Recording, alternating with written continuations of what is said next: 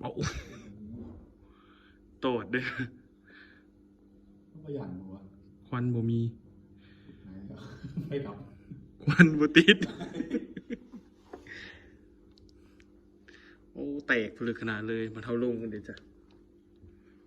จัดทางอันนี้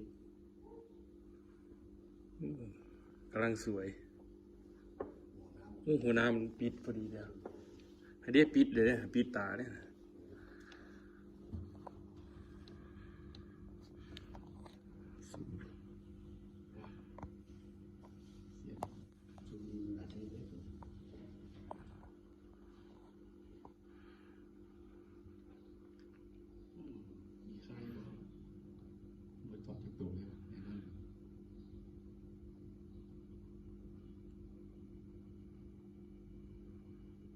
เกสร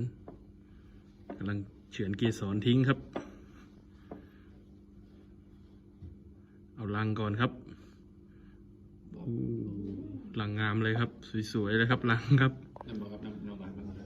หัวน้ำอยู่ถึงเกสรนิปาทิม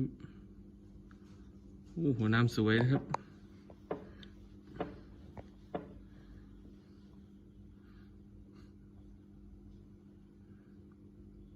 ขาสั่นครับตอนนี้ขาสั่นครับสูงเลย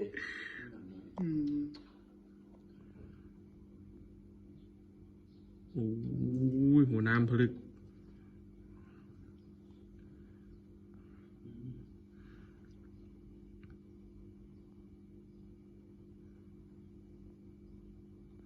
ถือว่า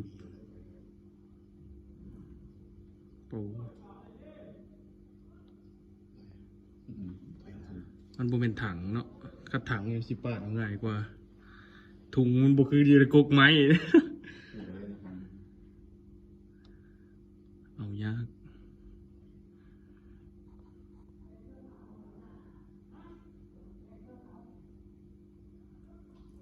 โอ้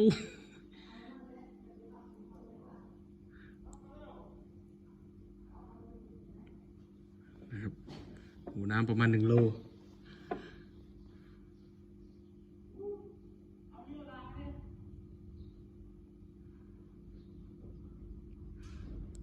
ว่าดให้หมดได้บอกเขาเด้อ